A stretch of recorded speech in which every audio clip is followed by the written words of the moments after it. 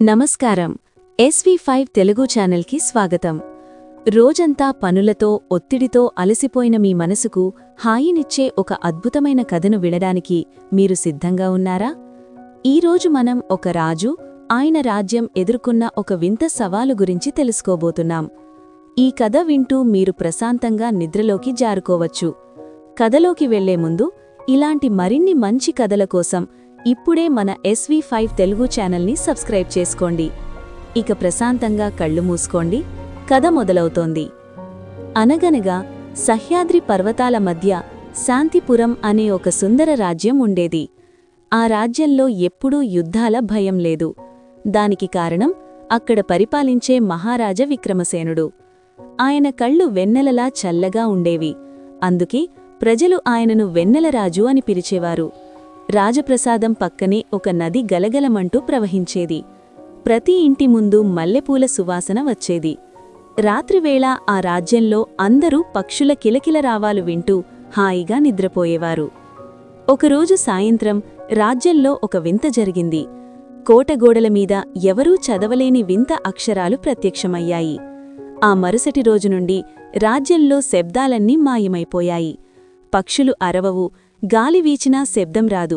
చివరికి నది ప్రవాహం కూడా నిశ్శబ్దంగా మారిపోయింది. ప్రజల మనసుల్లో తెలియని భయం మొదలైంది.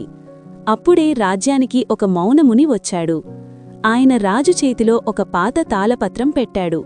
అందులో ఇలా ఉంది: నీ రాజ్యంపై ఒక మాంత్రికుడు శూన్యమాయను ప్రయోగించాడు. ఇది మీ నిద్రను, మీ మనశ్శాంతిని దొంగిలిస్తుంది. తన ప్రజల కళ్లలో భయాన్ని చూసి రాజు చలించిపోయాడు. పరిష్కారం కోసం ఆయనొక సామాన్యుడిలా అడవిలోకి వెళ్లాడు. అక్కడ ఒక పాత శివాలయం దగ్గర జ్ఞానమ్మ అనే ఒక వృద్ధురాలు కనిపించింది. రాజు: అమ్మా, నా రాజ్యం నిశ్శబ్దంలో మునిగిపోయింది. ప్రజలు నిద్రపోవడానికి భయపడుతున్నారు. నేనేం చెయ్యాలి? జ్ఞానమ్మ నవ్వుతూ: రాజా, బయట ఉన్నది నిశ్శబ్దం కాదు, అదొక భ్రమ. శత్రువు నీ ప్రజల గొంతులను ఆపలేదు, వారి గుండెల్లో ఉన్న ధైర్యాన్ని ఆపేశాడు. యుద్ధం కత్తితో కాదు, నీ ఆత్మస్థైర్యంతో చేయి. నీవు ప్రశాంతంగా ఉంటేనే నీ ప్రజలు ధైర్యంగా ఉంటారు. నీ మనసులో సంగీతం ఉందో లేదో చూసుకో.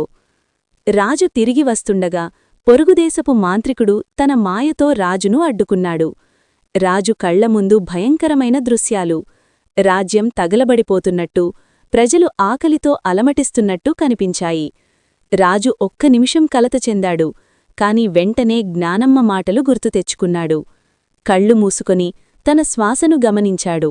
ఇది నిజం కాదు, నా మనసు ప్రశాంతంగా ఉంది అని ధ్యానం చేశాడు. రాజు ఎప్పుడైతే భయపడటం మానేశాడో ఆ మాయా దృశ్యాలన్నీ నీటి బుడగలా పేలిపోయాయి. రాజు కోటకు చేరుకొని ప్రజలందర్నీ పిలిచాడు. మనం శబ్దాల కోసం వెతకవద్దు, మనలో ఉన్న ధైర్యాన్ని చూసుకుందాం అని అందర్నీ ఒక దీపం వెలిగించి నిశ్శబ్దంగా ధ్యానం చేయమన్నాడు. వేలమంది ప్రజలు ప్రశాంతంగా కళ్ళు మూసుకొని కూర్చున్నప్పుడు వారిలో కలిగిన సామూహిక శాంతిశక్తి ముందు మాంత్రికుడి మాయ ఓడిపోయింది. ఒక్కసారిగా పక్షులు పాడటం మొదలుపెట్టాయి. నది గలగలలు మళ్లీ వినిపించాయి. మౌనముని ప్రత్యక్షమై రాజును ఆశీర్వదించి మాయమైపోయాడు. చూశారుగా, బయట ఎన్ని గొడవలు ఉన్నా మనసు లోపల ప్రశాంతతను కాపాడుకుంటే ఏ ఆపదా మనల్ని ఏమీ చెయ్యలేదు. ఆ రాత్రి శాంతిపురం ప్రజలు మునుపెన్నడూ లేనంత హాయిగా నిద్రపోయారు. మీరు కూడా ఈ రాత్రికి అన్ని చింతలూ వదిలేసి ఆ రాజులాగే ప్రశాంతంగా నిద్రపోండి. ఈ కథ మీకు నచ్చినట్లయితే వీడియోను లైక్ చేయండి. ఇలాంటి మరిన్ని మంచి కథల కోసం ఇప్పుడే మన SV5 తెలుగు ఛానల్ని సబ్స్క్రైబ్ చేసుకోండి. రేపు ఉదయం మేల్కొన్న తర్వాత కామెంట్ సెక్షన్లో శుభోదయం అని తెలియచేయండి. శుభరాత్రి. మీ కలలు మధురంగా ఉండాలని కోరుకుంటూ మీ SV5 తెలుగు